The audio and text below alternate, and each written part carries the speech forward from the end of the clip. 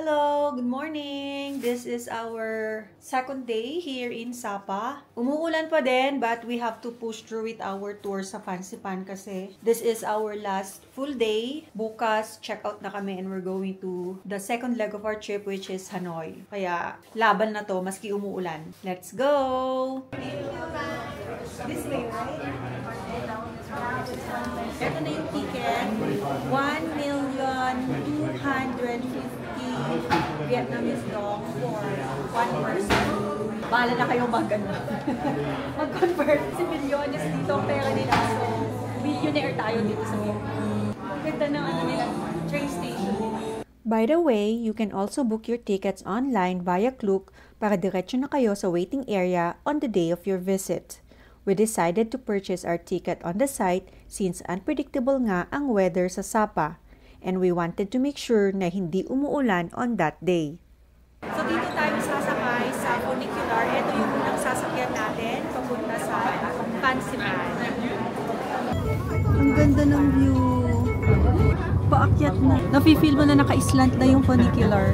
Nasa tunnel kami ngayon kaya medyo madilim. Fansipan, here we come! So, ito yung first stop namin. Lilipat naman kami ngayon ng cable car. Ito yung funicular. Parang yung sa Hogwarts, yung kay Harry Potter. Next ride, lipat naman tayo sa cable car.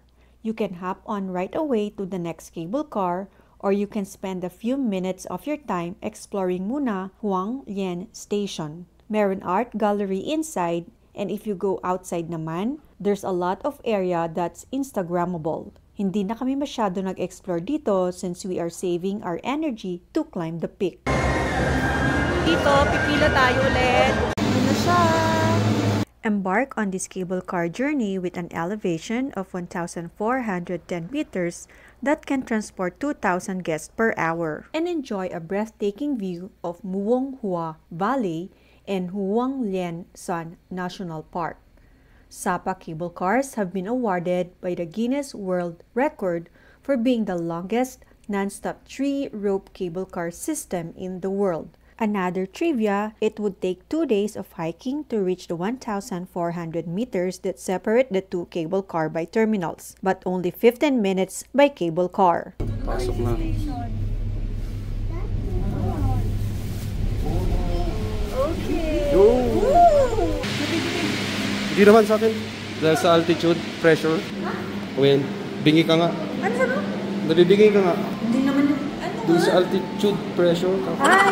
Ito yung restaurant dito sa may Summit. Ang alam ko, ito yung buffet. Kasama siya sa Klook pag in-avail nyo yung full package at meron din dito. And to reach the summit, need natin umakyat for our last monorail ride. May temple doon. Ito yung Richvan Monastery built in the style of ancient temple. Tapos yung taas niya is 2,900 meters above sea level.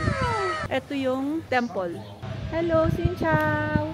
Mag-ingat lang sa pag-akyat kasi medyo steep yung mga hagdan. At dito na tayo sa langit! Ayan na yung funicular. Last na sasakyan namin to reach the peak. Hindi kasi lalabas sila dun sa kabila. Yes, we're moving. At eto na nga ang last ride namin papuntang Fansipan Peak. Yung si Buda, oh. Pag hindi mo pinili yung all the way na ticket, lalakarin mo yan. Eto na, babes! Ito na yung summit! Congratulations to both of us! So we reached the summit! So we're here at the peak of Fansipan. Fansipan Mountain is located in the town of Sapa in the northwestern region of Vietnam. Its height reaching an elevation of 3,143 meters above sea level proudly stands as the highest mountain in Vietnam and Indochina. Goodbye, Fansipan! We're going down now kasi wala na rin naman kaming makita. Baba na ulit kami. Super foggy. Grabe, Obe. Tingnan mo yung slope nung ano, no? Ng bundok. As in talagang paganyan siya, no? Ang galing din nila na gumawa nito. Imagine. Ilang months or years kaya nila bago nagawa itong summit. Hindi ko yung nabasa sa research ko, ah. Palabas na kami ng Sun Plaza Station. Galing kami ng Fansipan Peak. At ang ganda. Siguro mas maganda pa sana kung hindi mo foggy para makita yung view pag nasa tuktok ka. But nevertheless, it's still amazing. Yung sa may tram. Ay, sa may cable. Saan? Oo. Sa cable car. Ang saya. May cable car, may funicular. Di yung cable car na clear. Oo, yung sa cable car naman clear kanina. Pero pag nandun ka sa tuktok, as in, hindi mo makikita yung view sa baba. Pero maswerte pa rin kami. We're still lucky kasi kahapon as in talagang whole day na umuulan. And ngayon, ay, thank God! Umaraw siya. Ito pala yung Sun Plaza. O, di ba ang ganda? Ilang gabi na kami or 2 days na kaming pabalik-balik dito, paikot-ikot. Hindi kami makakapture ng magandang shot kasi nga umuulan lagi. So, now is the best time, I think, na mabigyan ng justice ang ganda ng Sun Plaza. Itong Sun Plaza daw dati used to be a mall. Kaso, nagsara yung mga shops, yung ibang mga kainan. Siguro mas gusto ng mga tao yung mga shops sa labas or mga kainan sa labas. Kaya yun, pag pumunta ka dun sa upper floors, as in wala ka daw makikita, as in empty. So sayang naman, ang ganda pa man din ng building. Kaya ginawa na lang nila siguro parang train station going to Fancy Pan. No, thank you. So minsan naalokin kayo ng mga ganito, parang buggy ride. Pero medyo pricey kasi. Kung kaya namang lakarin, check nyo lang. So yan yung Sun Plaza. Kadugtong niyan yung Hotel de Copol na isang sikat din na hotel. Tapos yung Sun Plaza na yan, dyan kayo sasakay pag pupunta kayo ng Fancy Pan Peak.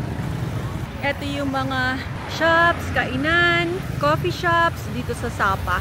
Sa gabi kasi maganda din kasi colorful yung mga ilaw, marami silang pailaw. But of course, ito naman siya during daytime. Ang vibes dito, Baguio, Sagada. No be? Nakapag-Sagada na din kami. Parang ganyan din yung makikita nyo, yung mga old or more on mga kahoy. Tapos hindi matataas. Baka siguro ang highest lang is mga hanggang 5 floors lang. Yun yung pinaka mataas. Naglalakad lang kami at naghahanap ng makakainan kasi super gutom na. Hindi kami nagmerienda dun sa Fancy Pan kasi hinahabol namin yung magandang weather kanina. Kaya sabi ko, wag na kaming mag-avail ng pagkain o ng buffet doon sa Fancy Pan. Yun lang. See you on the next one. Agyamanak!